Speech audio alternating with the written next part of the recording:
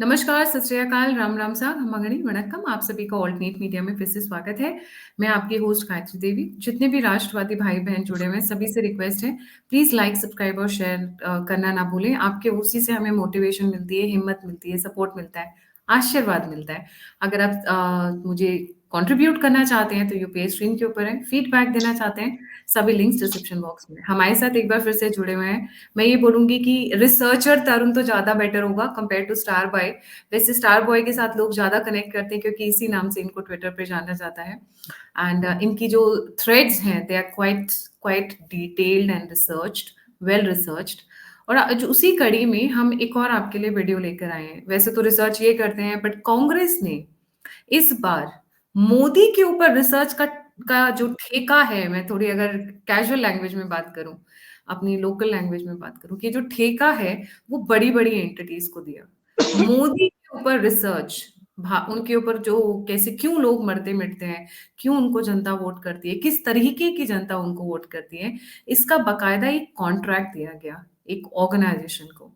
और भी बहुत सारी है, अंत तक जुड़ी रहिएगा। This is not the first and this is not the last कि इस तरीके का ठेका दिया गया, पहले भी हुआ है ये। और इसमें बड़ी बड़ी क्या बोलते हैं, ऑर्गेनाइजेशंस, बड़े बड़े लोग, बड़ी बड़ी संस्थाएं इन्वॉल्व हैं। Tarun, a very warm welcome on the show. The platform is all yours. जी। थैंक यू गायत्री, नमस्ते टू एवरीवन। मैं इस टॉपिक पे हम लोग बात करते हैं उससे पहले एक बेसिक जो आपके व्यूअर्स उनको जियो पॉलिटिक्स का एक आइडिया दे दूं। आफ्टर सेकेंड वर्ल्ड वॉर जो वर्ल्ड की जियो पॉलिटिक्स काफी चेंज हो गई थी।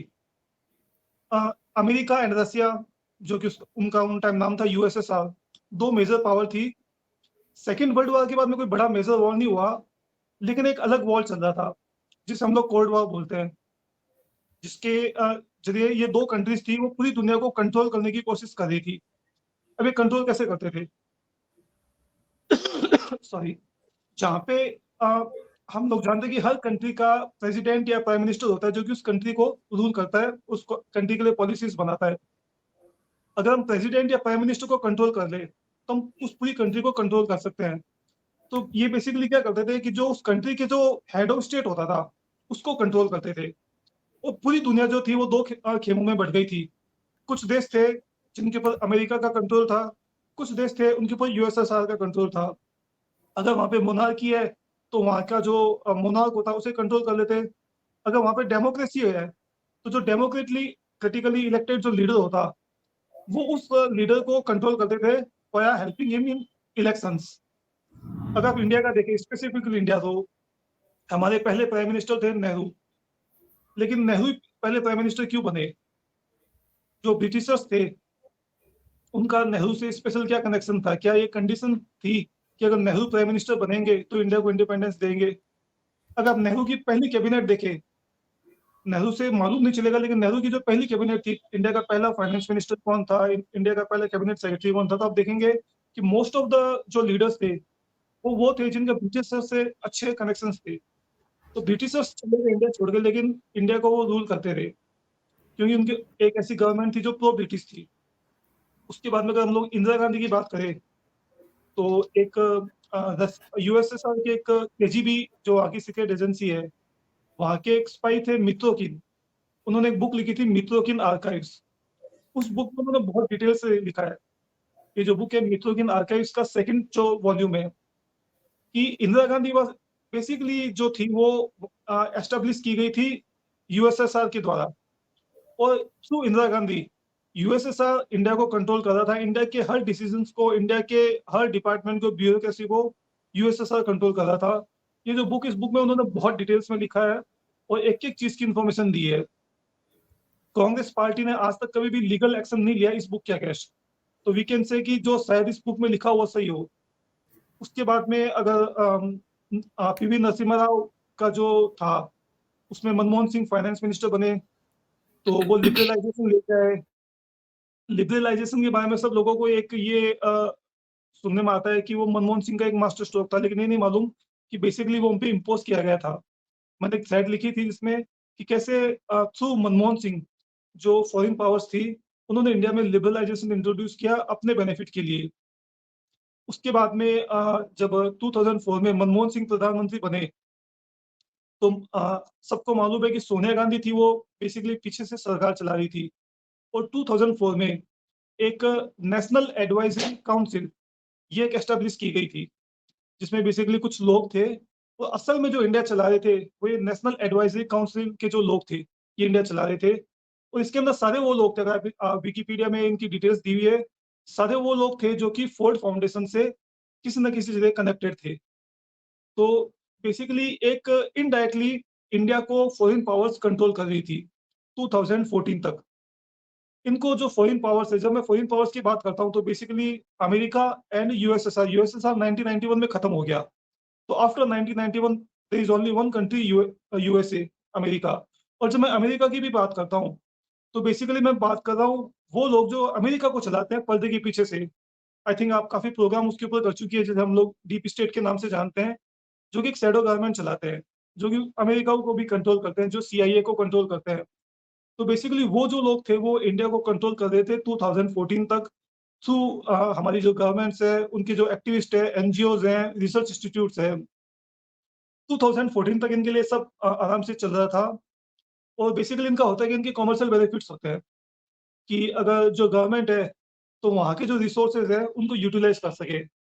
इंडिया में अगर कहीं पे कोई कॉपर माइंस है, आयरन माइंस है, कोल माइंस है, कोई पावर प्लांट लगना है, तो इन सब के कमर्शियल इंटरेस्ट होते हैं। और ये कहानी इंडिया की नहीं, दुनिया के सारे देशों में, ये जो इंडिया में करते हैं, दुनिया के सारे देशों में करते हैं। आई थिंक एक वो बहुत आपने एक फेमस कहानी सुनी होगी, एक 90s के अंदर एक साइंटिस्ट थे, जिनको कि फर्जी केस में जेल में डलवा दिया था। एक रॉकेट साइंटिस्ट थे, जिसमें बोला गया था कि इसमें शायद अमेरिका उसके सीआईए उसके पीछे था। 2004 टू 14 कितने न्यूक्लियर साइंटिस्ट की हत्या हुई। तो ये सब कैसे हो रहा था? लेकिन 2014 में इनको एक बड़ा झटका लगा, जब नरेंद्र मोदी चुन के आए प्राइम मिनिस्टर, क्योंकि ही वाज अनएक्सपेक्टेड। किसी ने एक्सपेक्ट नहीं किया था कि मोदी जो है वो क्लियर मेजोरिटी के साथ आ सकते हैं। इसलिए है, जो शायद आई थिंक आपने अपने कुछ प्रोग्राम्स में डिस्कस भी किया है, कि इंडिया बिना यूएसए के ग्रो करना स्टार्ट कर गया आफ्टर 2014। बाकी जो भी कंट्री ग्रो करती है, उसमें यूएसए का इंटरफेरेंस होता है, डीप स्टेट का होता है। China was completely USA project, Henry Kissinger का प्रोजेक्ट था। लेकिन इंडिया अपने दम पे ग्रो करना स्टार्ट हो गया। और ये जो बात थी, ये अमेरिका तो एक्सेप्ट कर ही नहीं सकता। लेकिन अमेरिका में एक और दिक्कत हो गई। अमेरिका में 2016 में वहां पे सरकार चेंज हो गई, ट्रंप वहां पे प्रेसिडेंट बन गए। तो Trump himself is a anti deep state. तो जो 2016 से 2020 का जो टाइम था, वो अमेरिका में डीप स्टेट और ट्रंप की आपस में लड़ाई में चला गया।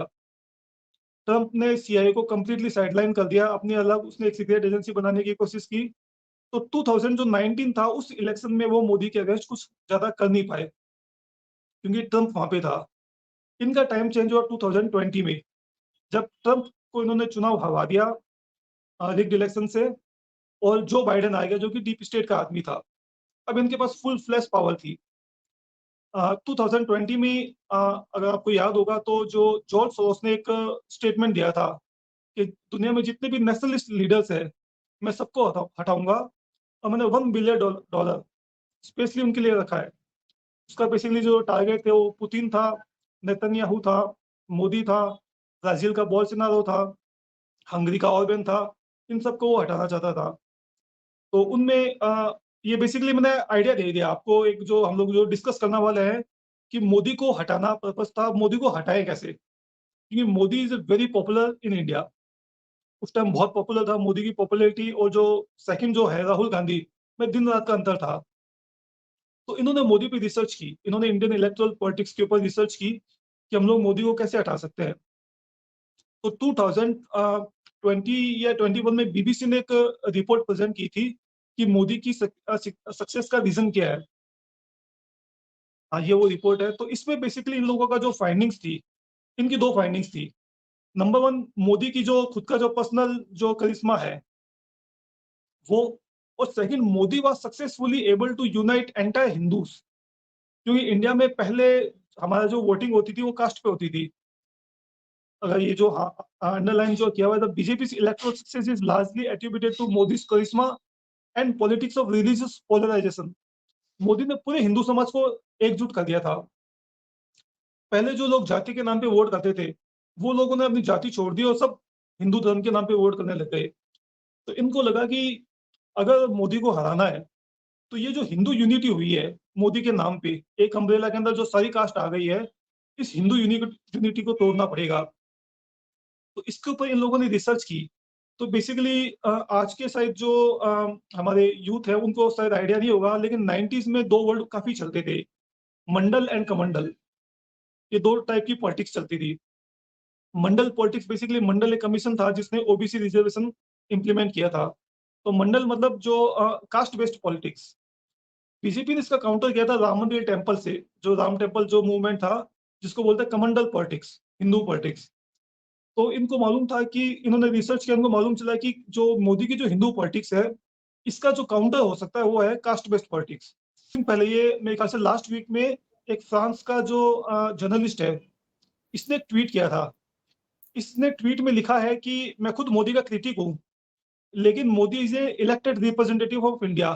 वो मोदी के खिलाफ जो पिछले 2-3 सालों में जो एजेंडा चला है, जो प्रोपेगेंडा चला है, स्पेशली फ्रेंच गवर्नमेंट द्वारा, चूंकि ये फ्रांस का, तो इसने फ्रांस के रेफरेंस में लिखा है दैट इज अनइमेजिनेबल। तो इसने स्पेशली एक नाम दिया है क्रिस्टोफर जेफोले, जो कि एक रिसर्चर है।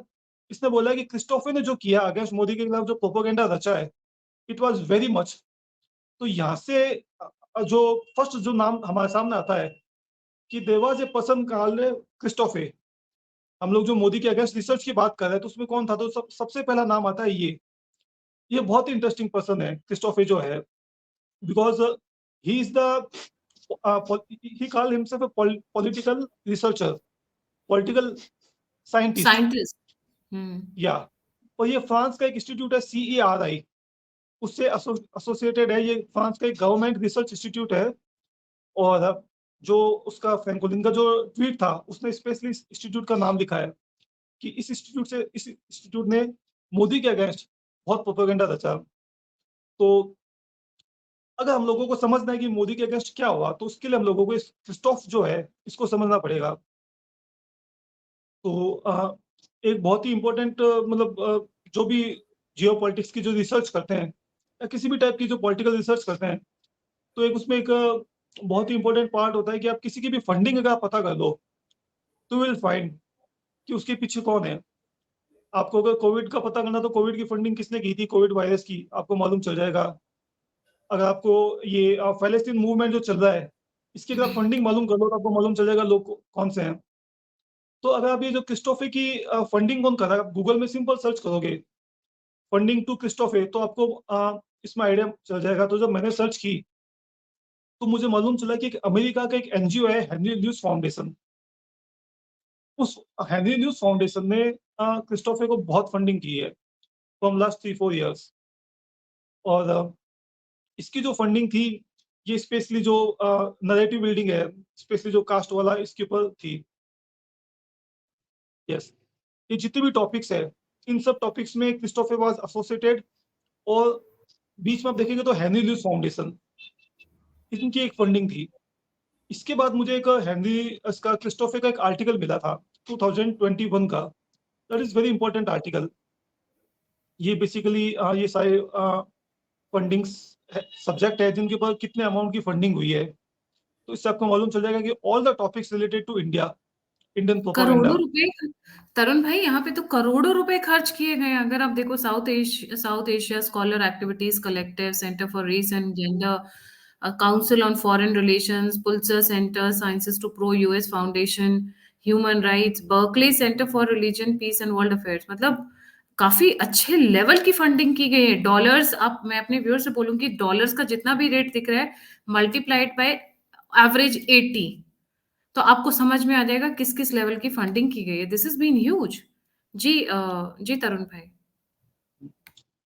ये बेसिकली एक चीज मैं आपको बताना चाहता हूँ, जो सबसे पहले जो कास्ट नैरेटिव था, ये क्रिस्टोफर से स्टार्ट हो रहा है। इसने 2021 में एक आर्टिकल लिखा था कास्ट नैरेटिव के ऊपर, इंडिया के ऊपर। और इस he was the first person. इसने बोला था कि इंडिया में कास्ट जो रिप्रेजेंटेशन है ये अनइक्वल है। और इसने 2 सजेशन दिए थे। इसने बोला था कि इंडिया में एक तो कास्ट सेंसस होना चाहिए, नंबर 1। नंबर 2, इसने बोला था कि जो रिजर्वेशन की जो लिमिट है 50%, इसको बढ़ाना चाहिए। ये बात है 2021 की। अ, अगर आपने गौर किया हो कि 2021 से पहले ये कास्ट सेंसस की बात कहीं नहीं थी। इनफैक्ट कांग्रेस ने कभी भी कास्ट सेंसस का सपोर्ट नहीं किया। कास्ट सेंसस जो था वो अंग्रेजों ने स्टार्ट किया था, और जब नेहरू जी प्रधानमंत्री बने, इन्होंने कास्ट सेंसस बंद करवा दिया था। इवन जो हमारी जो लास्ट जो सेंसस हुई थी 2011 में, उसमें भी कास्ट की इंफॉर्मेशन थी, लेकिन इन्होंने आउट नहीं किया। कांग्रेस की किसी भी गवर्नमेंट ने आज तक कास्ट इंफॉर्मेशन आउट नहीं की। कास्ट सेंसस की जो इंफॉर्मेशन है, कर्नाटका में इन्होंने करवाया था, लेकिन इन्होंने आउट नहीं की, क्योंकि कास्ट सेंसस जो है वो हमारे देश की इंटेग्रिटी के अगेंस्ट है। ये आपस में जातियों को लड़ाने वाली बात है। तो सारी जो पॉलिटिकल पार्टीज थी वो इसके अगेंस्ट थी, इन्होंने उसको कभी भी नहीं किया। लेकिन 2021 से एकदम से कांग्रेस का स्टैंड चेंज हो गया, और कांग्रेस कास्ट सेंसस करने लगी। आप राहुल गांधी के जितने भी इंटरव्यूज लो, 2021 से तोते की तरह हर जगह कास्ट सेंसस करने लग गया। तो बेसिकली नैरेटिव वहां से आया था। इसको फंड किया था हेनरी ल्यूस फाउंडेशन ने। अब थोड़ा सा हेनरी ल्यूस फाउंडेशन के ऊपर अपन बात करते हैं, क्योंकि मैंने जब मालूम चला कि असल में पैसा वहां से आ रहा है, ये तो रिसर्चर है। तो हेनरी ल्यूस फाउंडेशन क्या है, और इस हेनरी ल्यूस फाउंडेशन की मोदी से दुश्मनी क्या है, ये बेसिकली ऐसी रिसर्च क्यों कर रहा है? क्योंकि हमने ऑलरेडी पहले हम लोग डिस्कस कर चुके हैं कि मोदी को हराना है तो एक ही तरीका है कि जो मोदी की जो हिंदू यूनिटी है उसको तोड़ना पड़ेगा। तो हिंदू यूनिटी को तोड़ने का एक ही तरीका है, वो है कास्ट पॉलिटिक्स को लेकर आना। तो ये जो आपने डायग्राम जो शो किया है, बेसिकली हेनरी ल्यूस फाउंडेशन की जो है उसकी डिटेल्स शो करता है। ये जो लेडी है, मुझे इसका नाम पता नहीं जा रहा, ये बेसिकली प्रेसिडेंट है। लेफ्ट साइड में जो है, she is associated with homeland department. ये बेसिकली यूएस का गवर्नमेंट डिपार्टमेंट है, और वो मेंबर है काउंसिल ऑफ फॉरेन रिलेशंस की। ये बहुत इंपॉर्टेंट क्लू है, काउंसिल ऑफ फॉरेन रिलेशंस। ये अमेरिका की एक सीक्रेट ऑर्गेनाइजेशन है, जो कि अमेरिका के फॉरेन रिलेशन से रिलेटेड सारे डिसीजंस लेती है। कंप्लीटली ऑटोनोमस डिसीजंस है। और आपकी मैं सारे ऑडियंस को बोलूंगा कि नाम याद रखिए, council of foreign relations. America की council of foreign relations is actually America deep state. America के डीप स्टेट के जितने भी लोग हैं, इनके मेंबर हैं। और इन लोगों की एक मीटिंग होती है जिसमें मीडिया को एक्सेस नहीं है। उस मीटिंग में क्या डिस्कस होता है किसी को मालूम नहीं चलता, और इनकी बहुत जबरदस्त रिसर्च होती है। 3 ऑर्गेनाइजेशन दुनिया में ऐसी है जो कि डीप स्टेट का पार्ट बोल सकते हो। Number 1 is council of foreign relation, CFR, जिसमें ओनली अमेरिकन डीप स्टेट के लोग हैं। नंबर 2 इज बिल्डरबर्ग, इसमें अमेरिका, कनाडा, यूरोप के डीप स्टेट के लोग हैं। And number 3 is trilateral commission, जिसमें एशिया के लोग भी इंक्लूडेड है। तीनों की सीक्रेट मीटिंग्स होती है। इनकी मीटिंग्स में क्या होता है, क्या एजेंडा होता है, आउट नहीं होता। मीडिया स्ट्रिक्टली अलाउ नहीं होता। तो she is the member of CFR। तो इससे आपको मालूम चल सकता है कि the president of Henry Luce foundation उससे अगर एसोसिएटेड है, तो इट्स डीप स्टेट का डायरेक्ट इन्वॉल्वमेंट है। मतलब काफी इसकी जो दूसरी, council, CFR council on foreign relations, Mariko Silver homeland security, इधर साइड पे जब हम हेनरी ल्यूइस फाउंडेशन का जो मेन इंपॉर्टेंट एरियाज है उनको फोकस करें, policy centre for policy research, open society foundation, centre for strategic and international studies, department of defence. मतलब इनकी होमलैंड सिक्योरिटी से लेके इनका department of defence on one side, इनका फॉरेन रिलेशंस का डिपार्टमेंट, पॉलिसी रिसर्च का department, centre for strategic and international studies. मतलब ये तो ऐसा लग रहा है कि जैसे पूरा एक जाल बनाया हुआ है उन्होंने हेनरी लुइस ये जो फाउंडेशन ने। ये जो जी। हेनरी लुइस फाउंडेशन के जो चार जो आदमी हैं, जो चारों तरफ दिए हुए हैं, लेफ्ट में एक लेडी है, ऊपर एक आदमी है, नीचे एक आदमी है, राइट में एक है। ये basically lady is the president of Henry Louis foundation, और बाकी 3 इसके बोर्ड मेंबर्स हैं। अगर आप मारिको देखें तो सिल्वा। वो, हाँ, वो सब भी किसी ना किसी ऐसे इंस्टीट्यूट से जुड़े हुए हैं जो कि एंटी इंडिया है। अब जैसे एशिया फाउंडेशन है, ये basically Asia foundation was a CIA project. ये 1950s में स्टार्ट किया गया था, और इसका नाम था I think committee for a free Asia, इस टाइप का कुछ नाम था। और ये CIA का एक प्रोजेक्ट था, प्रोजेक्ट सिटी पिलर। अगर आप उसकी सर्च करेंगे तो आपको क्लासिफाइड इंफॉर्मेशन मिल जाएगी। तो Asia foundation was made specially for South Asia by CIA। तो ये एशिया फाउंडेशन से एसोसिएटेड है, और एशिया फाउंडेशन देखो फंड किसे कर रहा है, सेंटर फॉर पॉलिसी रिसर्च। ये इंडिया का एनजीओ है, इंडिया का थिंक टैंक है सीपीआर, इंडिया का तो सबसे इसके इम्पोर्टेंट बारे में थिंक टैंक है। इनके आर्टिकल्स न्यूज़पेपर वगैरह में और बाकी जगह काफ़ी आते रहते हैं। सेंटर फॉर पॉलिसी रिसर्च काफ़ी आता है। हमने काफ़ी इंडिया इनके का बारे ये में। सबसे इम्पोर्टेंट थिंक टैंक है 1973 से, और इंडिया के जितने भी मेजर डिसीजंस होते हैं उनमें इनका इनका इन्वॉल्वमेंट होता है। और इनका जो ये जो एक जो बोर्ड मेंबर है वो डायरेक्टली ओपन सोसाइटी फाउंडेशन से एसोसिएटेड है, जो कि जॉर्ज सोरोस का है। तो बेसिकली जो अगर आप पूरा इकोसिस्टम देखेंगे, नेक्सस देखेंगे, तो पूरा anti India deep state CIA से वाला एक इकोसिस्टम है। वो deep state, George Soros and CIA ये फंड कर रहा है एक रिसर्चर को। वो रिसर्चर कास्ट बेस्ड पे रिसर्च करता है। उस रिसर्च को हमारी कांग्रेस पार्टी राहुल गांधी हाथों हाथ लेती है, उसको एक्सटेंसिवली इंडिया में यूज करती है। तो एक जो पूरा एक कनेक्शन एस्टेब्लिश होता है डीप स्टेट से लेके इंडिया तक, कि it was a regime change operation. उसकी उन्होंने बहुत डीप रिसर्च की कि मोदी को हराना कैसा है। मोदी को हराना है तो हिंदुत्व जो पॉलिटिक्स उसको तोड़ना है, उसको कैसे तोड़ना है, उसको कास्ट बेस्ड तोड़ना है। अब कास्ट में उन्होंने पूरी रिसर्च की कि इंडिया में ओबीसी पॉपुलेशन कितनी है, इंडिया में एससी कितनी है, और अ, उनको हम लोग कैसे प्रोवोक कर सकते हैं।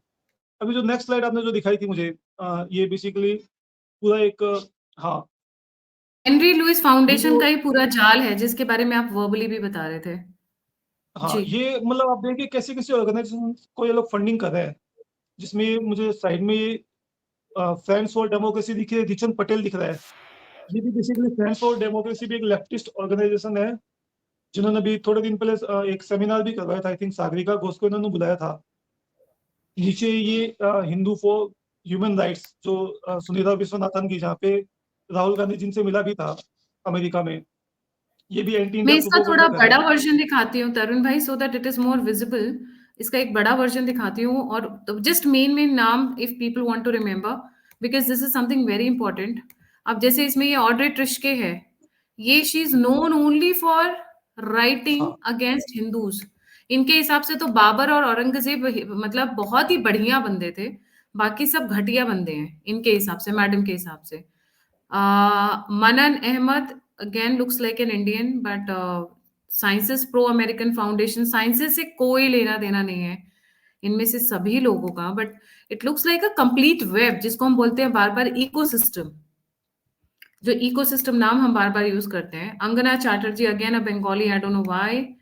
देन बाकी सब आसमानी समुदाय से ऐसा लग रहा है कि भरा पड़ा हुआ है। ये परवेज इमरोज, खुर्रम परवेज, ये रकीब सब लोग हमीद पाकिस्तान इनाया, ये सब लोग पाकिस्तान निखिल। से एसोसिएटेड है।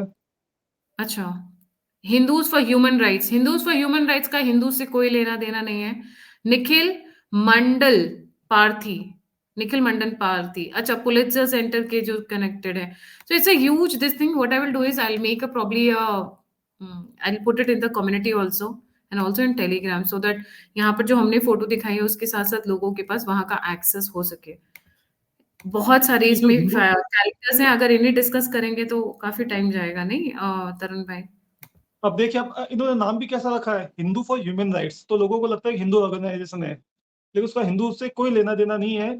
सुनीता विश्वनाथन की ऑर्गेनाइजेशन है, जॉर्ज सोरोस से फंडेड है, कंप्लीटली एंटी हिंदू है। आई थिंक स्वरा भास्कर भी शायद इनके बोर्ड मेंबर्स में है। तो कंप्लीटली लेफ्टिस्ट एक इकोसिस्टम बनाया गया, जिसका काम था इंडिया के खिलाफ प्रोपोगेंडा करना। अब प्रोपोगेंडा करेंगे कैसे, उसके लिए रिसर्च करनी है, रिसर्च करना, डेटा कलेक्शन करना, डेटा माइनिंग करना। तो उसके अकॉर्डिंग इन्होंने पूरा अपना एक जो प्रोपेगेंडा जो प्लान था वो तैयार किया। तो राहुल गांधी 2000 अगर 21 से हम लोग देखें, तो सीक्रेटली वो फॉरेन जाता है, वहां पे मिलता है। ये एक बहुत ही इंपॉर्टेंट डायग्राम है। ये बेसिकली इंटरनेट बज है कि कौन सा जो टॉपिक है वो बज कर रहा था फ्रॉम डिफरेंट टाइम फ्रेम। तो इसमें जो ऑरेंज लाइन है, ये ऑरेंज लाइन है about the caste representation, caste. तो आप देखेंगे 2021 से ऑरेंज लाइन एकदम से ऊपर जा रही है। तो 2021 से अचानक से इंटरनेट पे कास्ट कास्ट कास्ट हर जगह पे कास्ट कास्ट होना स्टार्ट हो गया। तो एक पूरा का पूरा इन्होंने एक प्लान बनाया, दुनिया भर के यूट्यूब वीडियोस बनाए गए, इंस्टाग्राम रील्स बनाई गई, इंस्टाग्राम पोस्ट बनाई गई, और उनको पूरा का पूरा हमारा जो सोशल मीडिया उसके ऊपर स्प्रेड किया गया। तो ये ऐसा नहीं है कि इलेक्शन में आके राहुल गांधी ने बोला, लोगों ने उसको हाथों हाथ ले लिया। उसकी पूरी तैयारी की गई। उनके जो हमारे जो स्पेशली ओबीसी, एससी, एसटी हैं, इनके पेन पॉइंट्स क्या हैं? अब जैसे कि हमारे जो ओबीसी, एससी, एसटी है, जो बोलते हैं कि 1947 से पहले हमारे देश में अनटचेबिलिटी थी, इक्वलिटी नहीं थी, और बोलते हैं पहले मनुस्मृति ये लोग फॉलो करते थे। ऐसी एक प्रोपेगेंडा बनाया गया है। लेकिन हाँ, ये सच है कि एक अनटचेबिलिटी थी, इक्वलिटी नहीं थी। 1947 में हमारे देश का कॉन्स्टिट्यूशन आया, और हमारे देश के कॉन्स्टिट्यूशन में सबको इक्वलिटी दे दी। आज चाहे सवर्ण हो, ओबीसी हो, एससी हो, एसटी हो, सब इक्वल है एज पर हमारा कॉन्स्टिट्यूशन। तो जो हमारे एससी एसटी भाई है, वो कॉन्स्टिट्यूशन को बहुत मानते हैं। उनका मानना है कि कॉन्स्टिट्यूशन ने हम लोगों को इक्वलिटी दी, और कॉन्स्टिट्यूशन हमारे लिए सबसे इम्पोर्टेंट है। तो अगर कॉन्स्टिट्यूशन चला गया, तो हमारी जो इक्वलिटी है, वो इक्वलिटी चली जाएगी। तो उनकी जो, अब देखिए, उनके जो पेन पॉइंट है, उनको पकड़ा गया। उनके लिए सबसे इम्पोर्टेंट कौन सी चीज़ है? कॉन्स्टिट्यूशन। तो कॉन्स्टिट्यूशन को लेके प्रोपेगेंडा बनाया गया एक। और उसके बाद में जो सोशल मीडिया पे इनके पूरी की पूरी एक आर्मी थी, जो कि पाकिस्तान का भी इनको सपोर्ट था, चाइना का भी सपोर्ट था, इंडिया में भी इनकी एक पूरी की पूरी सोशल मीडिया टीम है, जिसमें दुनिया भर के रील्स बनाना, यूट्यूब वीडियोस बनाना, पोस्टर्स बनाना, मोदी एंटी एंटी दलित, मोदी एंटी एससी एसटी, कहीं पे भी अगर छोटा मोटा भी कुछ इश्यू हो रहा है, उसको झूठा बना के पेश करना। कहीं पे अगर मान लो कोई राजपूत गाड़ी चला रहा है, उसकी किसी एससी एसटी को टक्कर लग गई। अब ना उसको मालूम है मैंने किसको टक्कर मारी, ना जिसको टक्कर लगी उसको मालूम है कि किसने मारी। तो एक पूरा एक नैरेटिव बनाते थे कि देखो, एक सवर्ण ने एक दलित को मार दिया, सवर्ण ने दलित को मार दिया। इस टाइप का कैसा प्रोपेगेंडा। तो 2-3 साल तक चलाएगा, और ये वाक़ई में पहुँचा है, क्योंकि एक जगह मुझे लगता है बीजेपी चूक गई। वो सोशल मीडिया की पावर समझने में चूक गई। उनकी सोशल मीडिया सोशल इंडिया में मीडिया बहुत की ज़्यादा। उनकी जो टीम है वो तो हमारे कंधों पर चढ़कर काम करती है ना। वो खुद से काम कहाँ करती है? वो खुद से काम करती है? सॉरी टू आस्क, बट ये मैं बार-बार पॉइंट उठा रही हूँ, क्योंकि आप दूसरों के कंधों पर चढ़कर काम तो कर लोगे, पर आपकी फाउंडेशन कैसे स्ट्रांग होगी? आप कैसे काउंटर करोगे नैरेटिव को? हम तो जितना एग्ज़ैक्टली, अपनी छोटे-मोटे हम लोग जितने भी हैं गिलहरी एफर्ट जिसको हम बोलते हैं, हम तो कर रहे हैं। बट ये लोग अपनी फाउंडेशंस, अपनी जड़ें कब स्ट्रांग करेंगे? आज की डेट में आप कांग्रेस की तो छोड़ दीजिए तरुण जी, आप टीएमसी की आईटी सेल देख लीजिए, जो कि वेस्ट बंगाल में बैठी हुई है। They have a strong IT cell, strong. मैं तारीफ करूंगी इस बात की। और बीजेपी की हमारे कंधों पे चढ़कर, मैं यही बोलूंगी बस। अब इससे ज्यादा क्या बोलूं? That is why they are failing to counter the narrative war, because आप दूसरों के कंधों पर रखकर नहीं लड़ाई लड़ सकते हो। आपको अपने मजबूत कंधे चाहिए होते हैं। जी। एग्ज़ैक्टली। इंडिया में सोशल मीडिया आजकल मतलब हर गाँव में पहुँच चुका है। चाहे पढ़ा लिखा हो, चाहे अनपढ़ हो, चाहे गाँव हो, चाहे शहर हो, चाहे अमीर हो या गरीब हो। आजकल हर आदमी को सोशल मीडिया का एक्सेस है। अभी आई थिंक आपने सुना होगा, मुझे मालूम नहीं।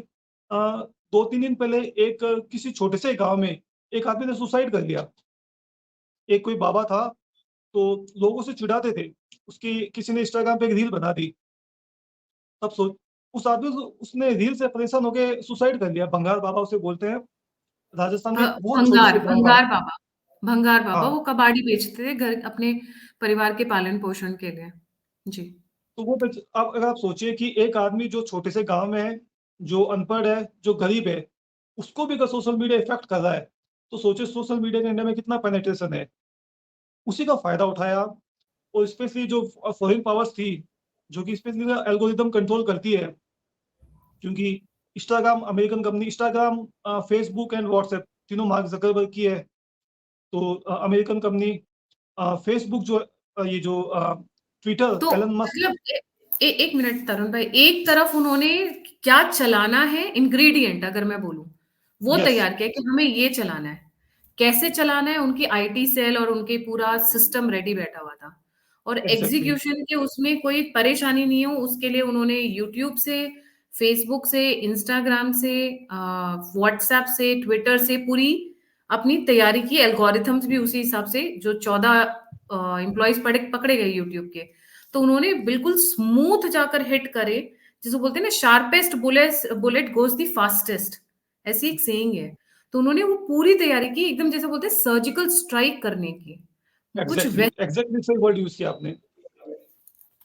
क्योंकि ये एक हम लोग एक अलग टॉपिक कभी डिस्कस करेंगे, जो सोशल मीडिया स्पेशली जिसे बिग टेक बोलते हैं, इसको कैसे ये लोग यूज़ करते हैं, और उसका भी एक बहुत ही ज़्यादा इफ़ेक्ट होता है। इनके पास जो पावर है, जो डेटा कलेक्ट करने की, दिस इज़ एनॉर्मस। तो गायत्री जी, मैं आपको बोलूँगा कि ह्यूमन हिस्ट्री में पिछले 5000 सालों में ऐसी पावर दुनिया के किसी राजा के पास नहीं होगी, जो पावर आज इनके पास है, दैट इज़ सोशल मीडिया।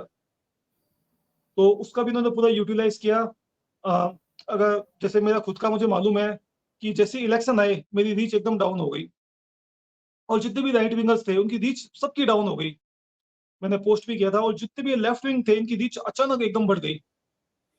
तो इन्होंने एक सबसे पहले कि नीड जानी कि करना क्या है, इनग्रेडिएंट तैयार किया, फिर बाद में उसको पूरा 2-3 साल तक पूरा जम के स्प्रेड किया।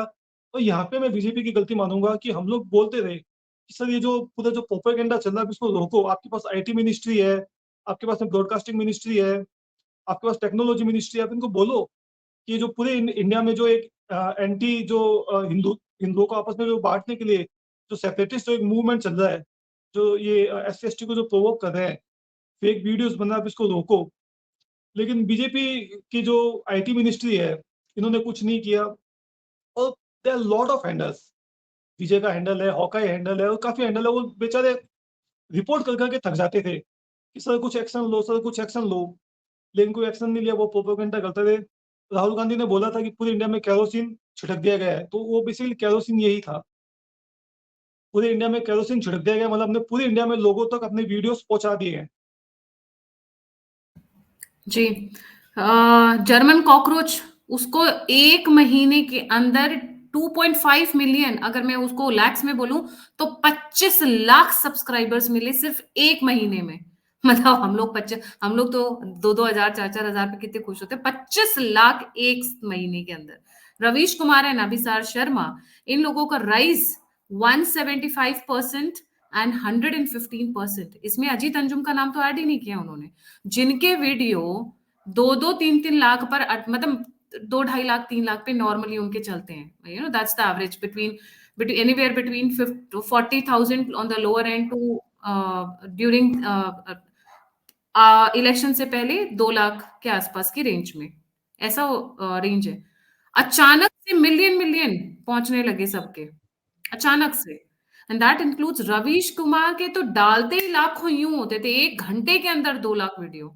एंड वी वर लाइक ये हो क्या रहा है? हम देख रहे हैं, हम बोल रहे हैं। और मैंने तो मिनिस्टर्स को फोन किए हैं तरुण भाई, कि भाई हम सबके, और मैंने नाम लिख के दिए बकायदा, कि ये पूरी लिस्ट दी है कि this is what is happening, सबके डाउन है। How can it be such a coincidence कि just before election, fortnight before election, 10 दिन before exactly. Election. Anyway, we will not debate, we will focus on the researched part. जी। तो तो एक तो इन्होंने कास्ट कॉम्बिनेशन इन्होंने तैयार किया पूरा।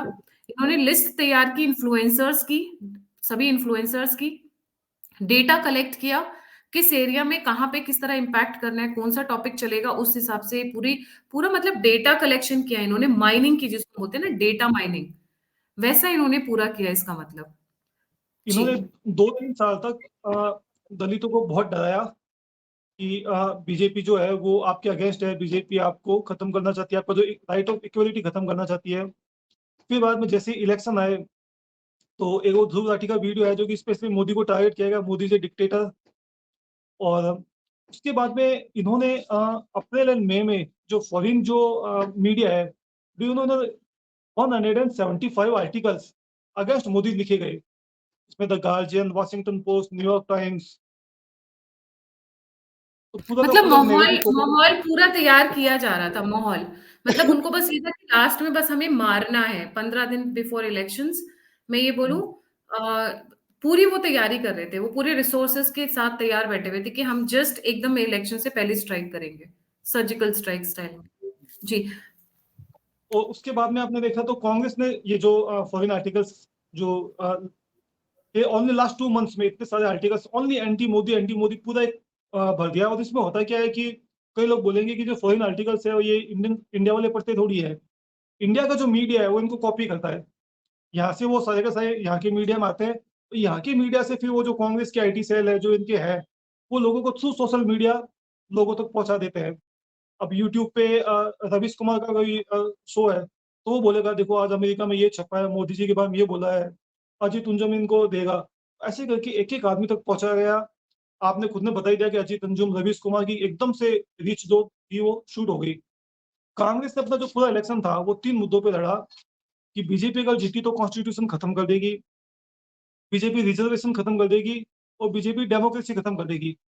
अभी जो तीनों के तीन जो मुद्दे हैं, ये तीनों के तीनों मुद्दे, ये जो यूट्यूब वीडियोस जो चला गया, जो मोदी के अगेंस्ट जो प्रोपेगेंडा चला गया, ये होता रहा, हम लोग बोलते गए, लेकिन इन्होंने कुछ किया नहीं। ये जो तीनों के तीनों जो मुद्दे हैं, नंबर 1 डेमोक्रेसी खत्म कर देगी, रिजर्वेशन खत्म कर देगी और कॉन्स्टिट्यूशन खत्म कर देगी। ये तीनों के तीनों मुद्दे ओबीसी, SC/ST को बहुत इफेक्ट करते हैं, क्योंकि रिजर्वेशन की अलग बेनिफिशरी है, कॉन्स्टिट्यूशन से इन लोगों को इक्वलिटी मिलती है। तो जो 3 साल एक जो माहौल बन गया था, जो एक केरोसिन छिड़क दिया था, इन मुद्दों ने उसको एक स्पार्क का काम किया। तो राहुल गांधी ने बोला था कि मैंने केरोसिन छिड़क दिया, बस एक एक केवल चिंगारी की जरूरत है। तो चिंगारी बनी ये कि कॉन्स्टिट्यूशन खत्म कर देगी। उसमें भी इन लोगों ने क्या किया कि आपको याद होगा, इन्होंने एक फेक वीडियो बनाया अमित शाह का। हाँ, ये इन्होंने पूरे कॉन्स्टिट्यूशन लेके इसने रिलीज की, और एक फेक वीडियो बनाया अमित शाह का, एक फेक वीडियो बनाया नरेंद्र मोदी का। तो वो वीडियो पूरे जगह जगह पे व्हाट्सएप पे भेजा गया कि ये लोग जो है वाकई में रिजर्वेशन खत्म करना चाहते हैं। वो एक फेक वीडियो था अमित शाह का, बीजेपी उसको रोक नहीं पाई। वो लोग ऑलरेडी डरे हुए तो थे, जो आपने भी पीछे जो पोस्ट एक दिखाई थी, 2-3 जो पोस्ट थी एंटी दलित वाली, जो बीजेपी की जो थी, वो पोस्ट ऑलरेडी लोगों तक पहुंच चुकी थी। इससे पिछले वाली, इससे भी पहले वाली, इससे भी पहले वाली, इससे भी पहले वाली, हाँ ये देखिए, मोदी सरकार में नहीं थम रहे दलित आदिवासियों पे अत्याचार। इसकी नेक्स्ट करना, इसकी नेक्स्ट, हाँ, मोदी राज में दलितों पे अत्याचार बड़ा लगातार। तो जो SC/ST OBC के अंदर एक अनइजीनेस थी कि जब कंटिन्यूसली आपके ऊपर नेगेटिव अटैक होता है, उसके बाद में बीजेपी से गलती ये होगी कि बीजेपी ने तो वो बोल दिया अब की बार 400 पार, और कुछ इनके जो एमपीज थे उन्होंने आके बोल दिया कि हम लोगों को संविधान चेंज करना है। तो वो जो मुद्दा था इन्होंने उठा दिया। प्लस मोदी अमित शाह का एक फेक वीडियो बना के किया। मेरे एक फ्रेंड है राजस्थान में, तो मैंने उससे पूछा कि यार तुम्हारे एरिया में क्या चल रहा है, तो उसने बोला हमारे जो मीणा डोमिनेटेड एरिया है, उन लोगों ने वोट नहीं दिया। तो मैंने कहा क्यों नहीं किया? एक नरेंद्र मोदी जी का एक वीडियो गया है कि वो लोग रिजर्वेशन खत्म कर देंगे। तो बेसिकली जो 3 साल की जो प्लानिंग थी, उसका जो फाइनल जो टच था वो, और ये जो आपने जो पिक डाली है, this is the final result. कि अब देखिए 2019 में एनडीए को SC/ST दलित वोट 41% मिले थे, उससे 35% पे चला गया। 6% SC/ST वोटर्स जिन्होंने मोदी जी को वोट दिया, वो शिफ्ट हो गए। इंडिया अलायंस जिनको 28% मिला था, वो स्ट्रेट अवे चला गया 46%। तो बेसिकली जो इनकी प्लानिंग थी कि हिंदुओं को जातियों में बांटो और उनके वोट लो, ये जो इनकी जो मेहनत थी, 3-4 साल की मेहनत का ये स्कोर कार्ड है। तो यहाँ पे जो मोदी जी जिन्होंने, मैं गायत्री जी बोलूंगा, Modi was the best prime minister of India, and not India, he is the best prime minister of world. दुनिया में आप कोई भी देश ले लीजिए, किसी भी प्रधानमंत्री ने अपने देश में इतना काम नहीं किया होगा जितना मोदी जी ने 2014 से 2024 के बीच में किया। His work was fantastic and no, he he is still deserve the for prime everything. Minister of India. We एक आप मेरे ख्याल से थोड़ा सा वो है कि हाँ, उनकी जो नंबर्स कम आए उससे इम्पैक्ट पड़ेगा बहुत सारे हमारे पॉलिसी मेकिंग पर, बहुत सारे हमारे डिसीजंस पर, जैसे बहुत सारे बिल पास होने पर। ही स्टिल देयर, बट वो जो हाँ नहीं स्ट्रेंथ थी ना, जिस स्ट्रेंथ के साथ वो काम आगे बढ़ना चाहते थे, वो स्ट्रेंथ में कमी आई, उस ताकत में थोड़ी कमी आई है, क्योंकि नंबर कम आए हैं। और अब ये बैठे हुए हैं राहुल गांधी पार्लियामेंट में, रोज कोई ना कोई न्यूसेंस खड़ा करेंगे, विच ही इज हैबिचुअल ऑफ। ऐसा हो नहीं सकता है कि राहुल गांधी और मीडिया कवरेज ना हो। अभी तो प्रियंका गांधी भी आने वाली हैं दन दन आते हुए कुछ टाइम में। इस by the time it is winter session, वो she already be in parliament. तो it will not be an easy cake walk. But आज ही मुझसे किसी ने कहा, एक strong opposition is always needed for the strong government. But I don't agree. हर वक्त कलेश अच्छा नहीं लगता है, हर वक्त tantrums या propaganda या you're just spending your entire energy to fight a party and its narrative, वो भी अच्छा नहीं लगता। बट yes, यहाँ पर जो सबसे ज्यादा दामोदार है, आपने भी अपने ट्वीट में लिखा और मैं भी बार बार इस पॉइंट को रेज कर रही हूँ, 2 ministries which really need to be overhauled and looked after by some very smart bureaucrats officers and ministers is ministry of education and the BJP IT cell, जो भी हो, minister IT, I think ministry of IT. IT ministry. ये narrative war और खतरनाक होगा, उनके मुंह खून लग चुका है और हम अभी बार तो बार इसीलिए पॉइंट्स को लेकर आ रहे हैं। लोगों को लग रहा है हम क्यों बोल रहे हैं बीजेपी, हम क्यों टारगेट कर रहे हैं बीजेपी आईटी सेल को, दुश्मनी थोड़ी ना है कोई उनसे। अब हमारे काम से तो आप लोगों को फायदा होता है, तो you should be thanking us rather, you should be saying thank you to us कि हम राष्ट्रवादी हैं, हम बहुत सारे ऐसे मुद्दे उठाते हैं जिससे इनडायरेक्टली आप लोगों को फायदा होता है। But what should be done is right now, आप अपने कंधों पर खड़े होइए, आप अपने पैरों को मजबूत करिए, आप अपनी इमारत बनाइए, आप अपना नैरेटिव वॉर लड़िए, आप हम लोगों के भरोसे मत रहिए। हम लोग आपके लिए काम नहीं करते हैं, हम अपने देश के लिए काम करते हैं। एंड बिकॉज मोदी जी देश के लिए काम करते हैं तो हमारा जो भी काम है उनके फेवर में चला जाता है, उनको इनडायरेक्टली हम ही लोगों से सपोर्ट मिलता है। एंड वाइस वर्सा, हमें भी उनके रहने से बहुत हिम्मत मिलती है। एक ऐसा लीडर है जो इस उम्र में भी इतना काम कर रहा है, देश के लिए इतनी मेहनत कर रहा है, मोटिवेशन मिलता है, इसमें कोई डाउट नहीं है। तो इस रिसर्च के एंड में फाइनली क्या रिजल्ट आया तरुण भाई, क्योंकि हमने पूरी रिसर्च डिस्कस की। एंड मैं यही बोलूंगा कि मोदी जी एक ऐसा लीडर जिसने इतना अच्छा काम किया, इतना अच्छा काम किया, क्योंकि 10 ईयर्स में जो इंडिया में काम हुआ है, चाहे इंफ्रास्ट्रक्चर हो, चाहे रेलवे हो, चाहे बेसिक कम्युनिटीज हो, चाहे पानी हो, चाहे इलेक्ट्रिसिटी हो, चाहे पावर हो, चाहे एग्रीकल्चर हो, हर जगह बहुत काम हुआ। और ही रियली डिजर्व 350 सीट्स। उनको 350 सीट्स तो मिलनी ही चाहिए थी, लेकिन नहीं मिल पाई। क्यों? क्योंकि ये जो इकोसिस्टम है जिसका हम लोगों ने डिस्कस किया है कि कितना पावरफुल इकोसिस्टम है। और मेन जो आज का जो डिस्कशन है, जो आपके व्यूअर्स हैं, उनको ये बताना है कि जो इकोसिस्टम है, इकोसिस्टम क्या है, ये लोग कहाँ बैठे हैं, ये लोग कैसे काम करते हैं, कैसे इन लोगों का एक रिसर्च होती है, कैसे लोग डेटा कलेक्ट करते हैं, कैसे इन लोगों को फंडिंग मिलती है, कैसे ये लोग पूरा प्रोपोगेंडा क्रिएट करते हैं, डिफरेंट फ्रंट्स पे रिसर्च रिपोर्ट्स बनती है, यूनिवर्सिटी के प्रोफेसर उसमें इन्वॉल्व होते हैं।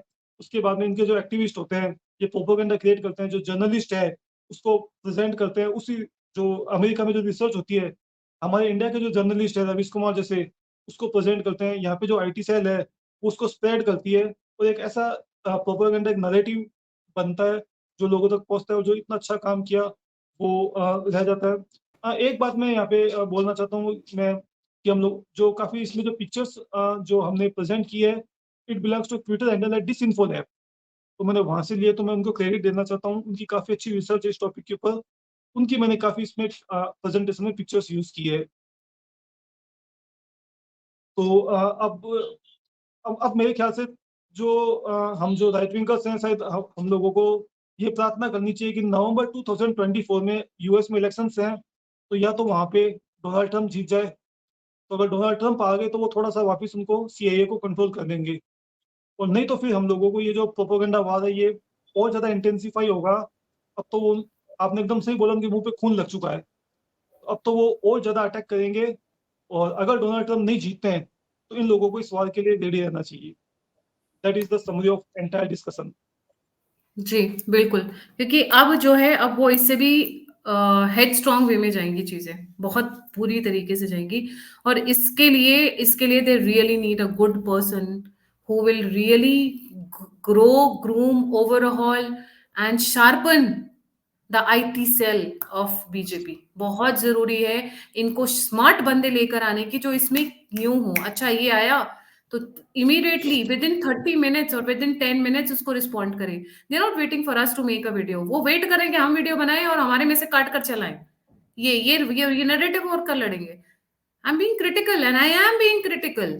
मैं आपकी बुराई नहीं कर रही हूँ, मैं कंस्ट्रक्टिव क्रिटिसिज्म कर रही हूँ। अपनी जड़ें में मजबूत करिए अगर आपको रहना है पावर में, नहीं तो फिर अगले साल टाटा बाय बाय। तो फिर मतलब अगले इलेक्शन तक आते आते टाटा बाय बाय के लिए तैयार रहिए। Thank you so much, Tarun Bhai, for joining. Definitely, thank again, you. the credit for this InfoLab. They did a fantastic job. पूरा सिस्टम एक्सपोज किया, किस तरीके से रिसर्च की जा रही है, हमारे साइकोलॉजी को पढ़ा जा रहा है, हमारे वोटिंग पैटर्न को पढ़ा जा रहा है। हमारे हमारे रिसर्चर्स नहीं पढ़ रहे हैं, हमारे पॉलिटिकल साइंटिस्ट नहीं पढ़ रहे हैं, हमारे जर्नलिस्ट नहीं पढ़ रहे हैं। कौन पढ़ रहे हैं? फ्रांस के, यूएसए के, यूरोप के। क्यों? क्योंकि as we said, India is a big market जिसको ये कंट्रोल करना चाहते हैं बाय हुक और बाय क्रोक, साम दाम दंड भेद। इनको सब कुछ चाहिए, वही रीजन है। और इसलिए भारत इनके लिए एक दोबारा वही बोलिए सोने की चिड़िया बनने के लिए हम तैयार हैं, बट ये हमको बनने नहीं देना चाहते। जेलसी है और फिर से वही ना, खून चूसना हमारा। हमारे से एक खून चूसना, वही करना है इनको दोबारा। थैंक यू एक सो चीज मच और ऐड वंस करूंगा, अगेन। एक चीज और ऐड करूंगा। जैसे कि मैंने पहले भी बोला था कि इनके पास अभी जो पावर है, वो पावर ह्यूमन हिस्ट्री में किसी भी राजा के पास में नहीं रही है। जो कि सोशल मीडिया की पावर है, ये पावर बहुत बड़ी है। तभी हम लोग डिटेल में डिस्कस करेंगे कि वो सोशल मीडिया क्या क्या कर चुका है। ये पावर बढ़ने वाली है, कम नहीं होगी। सोशल मीडिया और ज्यादा बढ़ेगा, और तो एआई भी आ रहा है, that will be more dangerous. तो आप चाहे कितना भी अच्छा काम कर दो, लेकिन अब उनके पास में पावर है कि आपका काम लोगों तक नहीं पहुंचेगा, और आपका उल्टा काम वो लोगों तक पहुंचा सकते हैं। इसीलिए और उसके लिए ज्यादा भी जरूरी है बीजेपी आईटी सेल को तैयार रहने की। अमित शाह की वीडियो घूम गई, नाच गई, नुकसान कर गई, तब भी नहीं उठे और तब भी काउंटर नहीं कर पाए, जब तक खुद अमित शाह ने उसका संज्ञान नहीं लिया और रेवंत रेड्डी को बुलाया नहीं दिल्ली, उसके बावजूद इवन भी डैमेज कर। उसके बाद भी अभी ये लोग कहाँ, अभी भी जो कुछ उसके नहीं, बाद भी ठंडे कहाँ बैठे हुए हैं। ठंडे बैठे, हम वो वेट कर रहे थे ना वीडियो बनाए, बाकी के राष्ट्रवादी तो वहीं से निकालेंगे हम काट पीट के। Thank you so much. जाने से पहले प्लीज लाइक सब्सक्राइब और शेयर करना नहीं भूलिएगा।